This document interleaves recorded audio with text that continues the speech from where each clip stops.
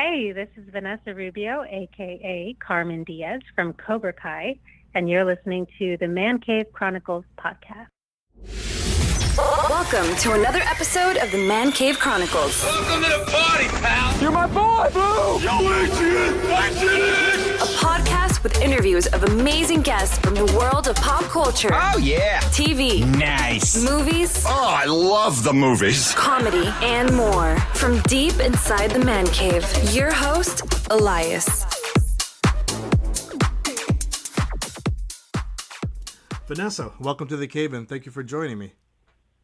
Thanks, Elias. I'm happy to be here. How are things with you? You've been busy the last 2 years now. Yeah, I have been. Things are going really well. I just returned from filming a recur in Vancouver, and I'm not exactly sure if I can announce the show yet. So I'm just going to say it's a popular Netflix show, and it's a badass role. So That's great. That's great. So yeah.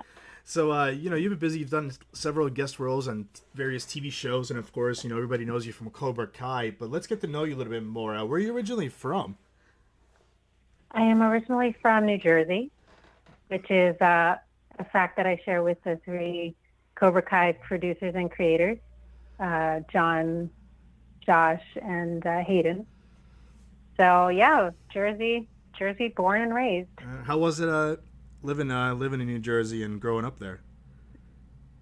It was, I don't know really anything else, but it was fun. I grew up with a lot of love in my family, and I'm the youngest of three Colombian parents. So they came from Colombia when they were about 21 or 22, both of them. And yeah, just, basically the first generation story. My parents always worked hard, double jobs and going back to school and things like that. So I think I was raised with a lot of hard work ethic and just your typical riding your bike around, walking to the 7-Eleven. Yeah. So as a kid growing up, what were you into? Oh gosh, I was into everything. Mostly, but I think the passion that I was mostly into was drawing and creating characters. And, I would make like little comic books for my family to read. And yeah, it was always storytelling for me. Nice. Was there a specific comic that you enjoyed reading and that what made you want to draw and stuff like that? Yeah, totally. Archie comics was a big one. I used to buy those. Okay. Yeah. when I went to the store with my mom, checkout line. I was always looking forward to that. And then I got into X-Men, and I would send away for the big Archie ones. I would send away and give them my address and place my order and stuff. I was pretty nerdy about it. Wow, that's great. Are you a fan of Are you a fan of Riverdale? You've been watching that? I haven't checked out Riverdale yet, but I am a big fan of Sabrina. Okay. I was watching that, and I've always been a big fan of Archie comics. So growing up, how did you know you wanted to get into the acting business? I kind of did and didn't. Growing up, I was pretty quiet and shy, and I did, like I said, like to stick to just, doodling and drawing my own things. Yeah. But I was a big fan of history and a big fan of just like the arts in general. So I just, and I sang and, but nothing was really professional when I was a kid. My parents didn't, I wasn't like a working actor or anything. So I went to high school, I graduated, and then I went to NYU, basically as like undecided, but I settled on history and art history. And then when I graduated, I was like, whoa, I want to be an actor. Yeah. So I followed that route while maintaining a day job working at the Guggenheim Museum. Okay. So still related to art and things like that. And that's always still a passion of mine. But I was studying acting, and it really just opened up this whole world and myself to me. Where did you take acting classes at night? My first foray into acting was a summer program at American Academy of Dramatic Arts here in New York. And then I kind of hopped around trying to find a home studio, and I found Terry Schreiber Studio, and I studied there for on and off for about 2 years. And then, just typical story, had to take a waitering job and work at night and auditioning during the day and learning what that was like. And then I found a really great teacher who I still consider my teacher, even though I haven't taken classes in a while. And his name is, oh gosh, now I'm blanking out on his name. Come to me. Alan Langdon. He teaches out of Circle in a Square. Okay. Did you do any theater while you were doing your acting school? Yeah, I did. But mostly like theater in classes. Okay. But I did do the NBC showcase, NBC. I don't know what it's called, NBC Diversity Showcase in 2016, and that was on stage. And yeah, so I would say that my experience is more on TV, but I love stage. Yeah. So yeah. For your TV, what was the first gig that you landed? Oh man, let me think back. Like substantial role, I would have to say on this short-lived series on CBS called Golden Boy, and I played a police officer. Okay. And it was just like kind of a really short but intense scene. And it was great. It was just like all of the things that I had been studying coming together. And I remember coming back from that job, and we shot out in Queens, and it was like a police drama. But I was driving back, and I remember like pulling off in some park in New York, and just like taking in the park, and just really feeling like, oh, I'm really happy. Yeah. I'm really excited. Yeah. Do you enjoy when you go out for your auditions? Do you enjoy doing the face to face with people, or do you like doing the recording and sending them in? Oh, that's an interesting question. I don't know. I guess I kind of just take it as it comes. But I guess there is more, control that you would have if you do a self-tape and you send it in, because then you can sort of play around and be like, oh, I like that take better. Yeah. And take your time with it. Yeah.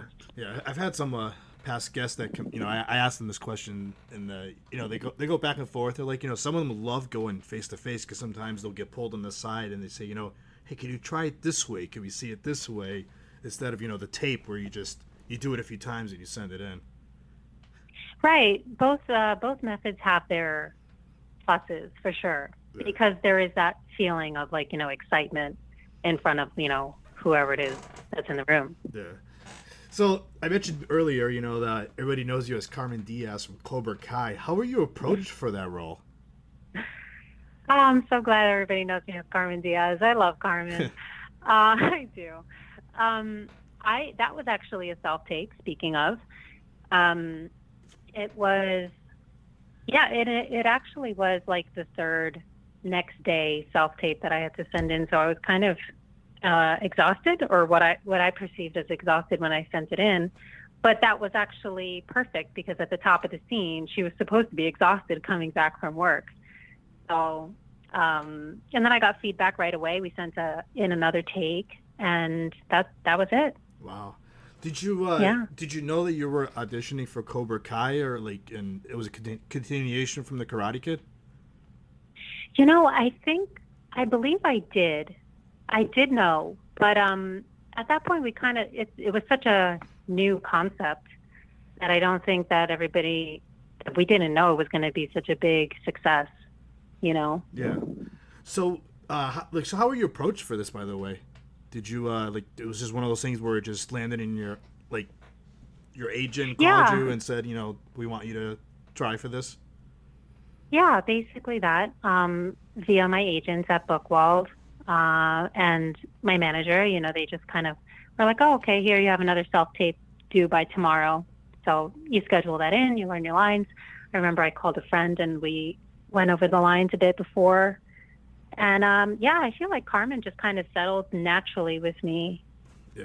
Did you off the bat? So when you got the role, did you have to go back and watch the Karate Kids just reintroduce it to yourself, or were you always like, or did you ever watch it when you were younger? No, I did have to reintroduce it to myself because, as I said, I was the youngest of three, and my brother, who is about 42 right now, he was the one who was like, he was the Karate Kid in our our home. And by the way, we all took karate. It was his movie, basically. He identified with it so much. Basically, he, like my family, were Latinos. And, growing up, you face certain stuff. Yeah. Growing up, you face certain racial hardships and people not liking you for the way you look, whatever. And I think the sort of ethos of the Karate Kid was like, stand up and fight for yourself and find your inner power. And that really resonated a lot with us.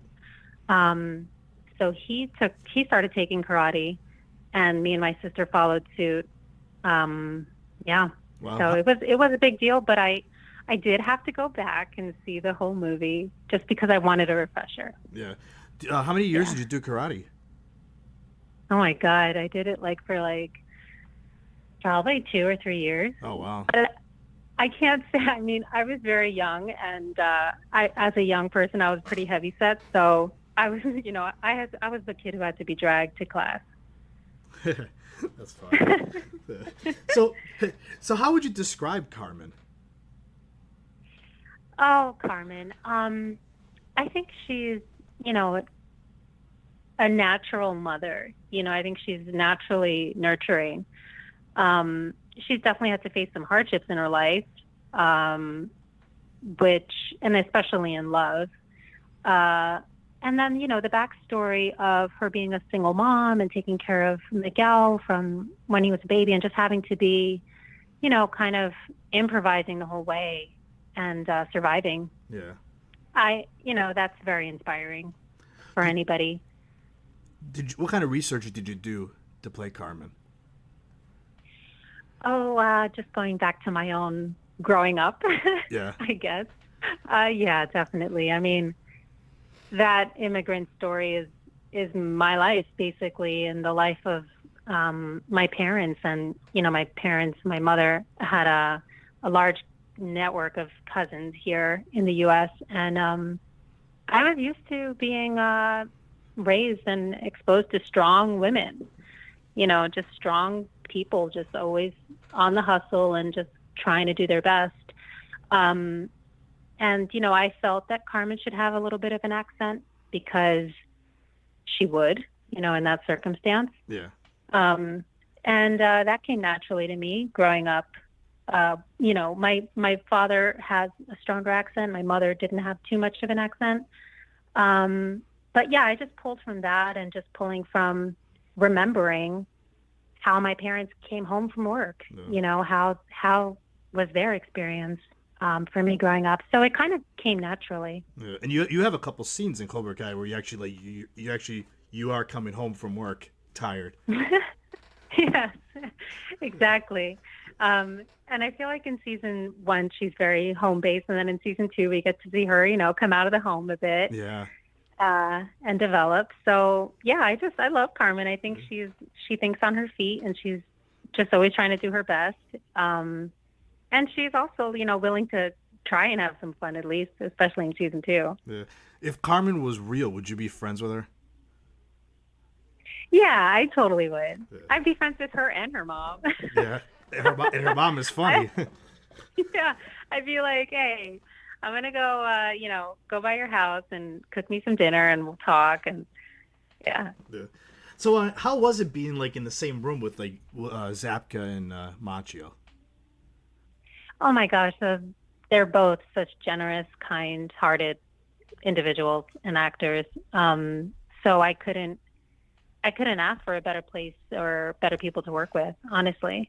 They're definitely pros, at what they do, and that shows. And they're just very generous. Yeah. So One comfortable. one of my favorite scenes is actually when you're with Machio and Zapka and Courtney in the Mexican restaurant. Yeah. And you guys have to dance and everything too. Oh my gosh, that scene was the funniest scene to shoot, and I hope that production releases some bloopers because we had a giggle fit in the middle there, and then we were dancing, and it was great. It was just a really good time. How would you describe your chemistry with Zapka? This is a two-part question. How would you describe your chemistry with Zapka, and how would you describe your chemistry with Sholo? Oh my goodness, Sholo is such a fantastic young actor. He's just very, very professional, very on it, knows what he has to do, and just a goof, So I'm a goof too, so I immediately can relate on the humor level. So with Sholo, it was just like right from the bat, like humor.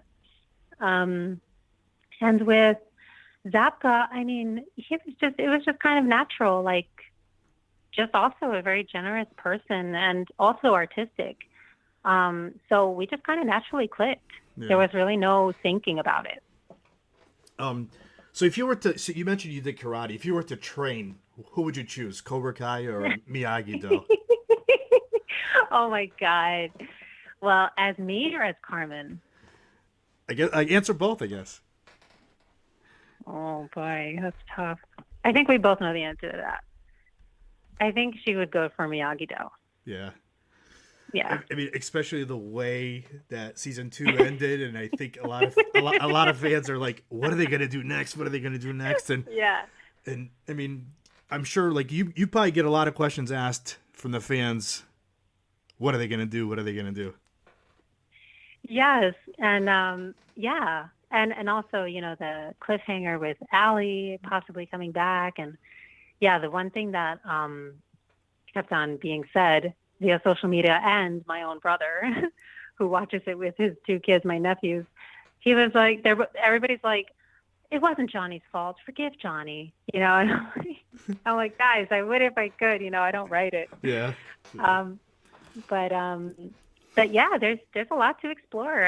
I don't know what's going to happen, so we shall just see. Yeah. What kind of feedback have you received from like the viewers of this show when you meet fans?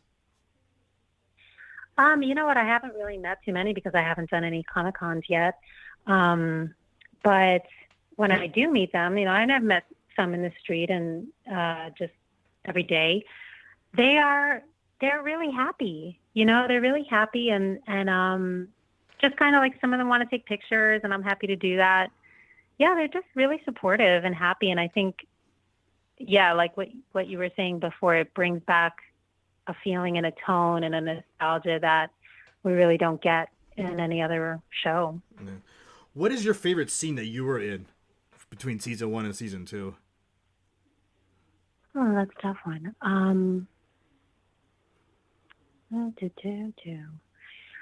I feel like because I'm a recur, I have like specific ones to choose from, and they're all like my favorite in their own way. Okay. But I feel like I love when when Johnny was invited over to dinner. And I love our Mexican dinner, weird double date. And I also love like all of the Glory of Love scenes because that was completely ridiculous and pushed me out of my comfort zone, and but was wildly fun too. Yeah. Where do you want to see Carmen for season 3? If you knew you could write part of the script, what would you like to see for Carmen? I'd love to see her. I don't know. I guess find happiness and love, and find like maybe like a fight or I don't know, because they haven't brought back her Miguel's dad character back. So I think like that needs to be resolved with Miguel's dad, and also just in love. Yeah. Find that. It's. I mean, I don't know if you ever go like on those forums on Facebook and everything, but it's just the theories that fans are coming up with, like who the father is, and it's like It's pretty entertaining to God. read. Yes, I try not to go on those forums just for my mental health, Yeah. but I do have a good friend of mine who is well versed in all of the theories, and he texts me and he's like, "Hey, have you heard this one yet?" But yeah, there's a bunch of them, so who knows which one it will be. So you've worked hard to this point. Who would you say is like who are like some of your influences in the acting world? Oh man, I love comedy. So anything that makes me laugh or moves me, I'm a big romantic. Um, so I guess like just strong female leads. Like I love Natalie Portman. I love Scarlett Johansson, Salma Hayek. I'm a big Oprah fan. Just I guess just strong females. Yeah. You mentioned comedy. What are some of your favorite comedy movies that you've enjoyed? I love absurdist comedies like Airplane. That's like my favorite. Yeah, I love comedies like that, which is just like sort of plain silly. Yeah, kind of like an Airplane Naked Gun type of thing. Yes, exactly. But it's like kind of deadpan, but really absurd. One of my favorite comedic movies with female leads is Death Becomes Her. I just love that movie. And I love I just love people looking beautiful and serious, but also with an absurd subtext. That just gets me. I don't know. Yeah, that's interesting. So what kind of advice do you give to people that want to get into the acting world? I guess it will shape you, and you just got to learn as you go. Yeah. And pay attention to what you really want and how you can best give to it so that it can best give to you. It definitely can develop you in really beautiful ways, but you just got to keep on going. Do you have like a dream role you want to play someday? Oh, absolutely. I want to play I want to play like a kind of like a badass female superhero or something. I had a feeling you were going to say superhero from earlier from comics. Yeah, in comics and X-Men, I was always fascinated by Rogue and this ability to fly and just, superhuman strength. I would love to do something like that. Like I loved Wonder Woman. I loved seeing those Amazons in the beginning of the movie, just like really strong and, fearless. So yeah, a character like that would be great. And then also comedy, just because I would love to show up on set every day and make light of things and make people laugh. Yeah. So someday you would love to do like a sitcom, I assume? I'd love to do a sitcom, sure, yeah. Yeah. That's interesting. So what are some of your favorite sitcoms that you enjoy? Oh gosh, Friends is one that I grew up with. Seinfeld is another one that I grew up with pretty consistently. One Day at a Time, I was a really big fan of that. I was sorry to see it go, but I heard they got picked up somewhere else. And just like your typical Family Matters, Full House. I grew up with all that stuff. Just like me. Yeah. Yes. You mentioned Friends and Seinfeld. Like my wife, it's pretty much like we'll put the TV on. It'll be on TBS. Friends playing in the background while we're cooking, or Seinfeld. Yes. It's just because you don't have to be in the same room because you've already seen it 100 times. Yeah, you kind of can feel where it's going. I mean, there was a routine that I had when I was growing up. I'd get home from school, and then right around the time where my parents were cooking, or I was helping them or whatever, it would be Jeopardy, and then I would know that Seinfeld was on, and then after that, The Simpsons. So. Yeah, agreed. So, on your downtime, what do you enjoy doing when you're not working? Well, right now I am sifting through a lot of mail. I am just like organizing life right now, but typically on my downtime, I like to go out on hikes, enjoy nature. I love to travel. I love to paint and draw. I still try to, get that in every day with quick drawing sessions when I'm commuting here in New York. So sometimes I'm on the subway and I'll pull out a pen and paper and just, start sketching people. Going to museums. Yeah, things like that. Have they told you yet when's the next time you're going to Georgia to film Cobra Kai? We start up in September again. Wow. And I can't wait. It's a great family atmosphere to go back to. Yeah. How long are you guys usually there for? They shoot from September to December. Okay. Have they said anything about when they think they're going to release season 3? No, but I would imagine it would be the same time. time they release, like spring 2020. Yeah.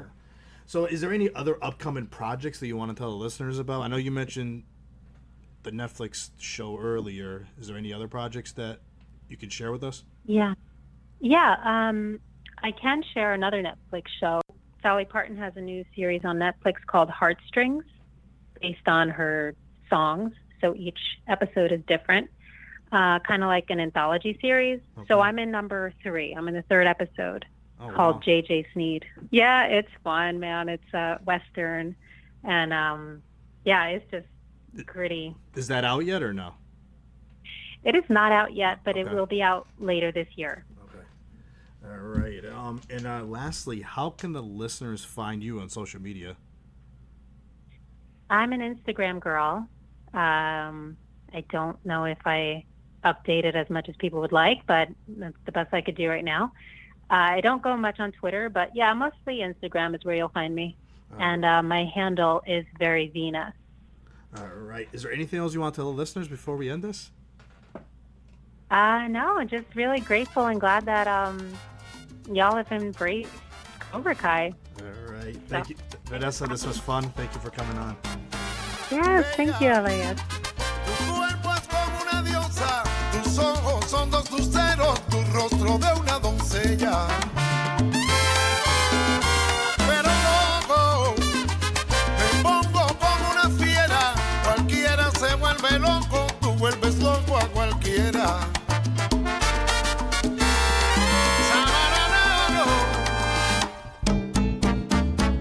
Espero no te molestes, pero tengo una pregunta. Si tu pelo es el juguete con que juega el mismo viento, en tu boca hay 1000 corales y en tus ojos sentimientos. Si tienes tanta belleza y no eres de espalda recta, espero que no seas boba. ¿Por qué? No puedes ser perfecta.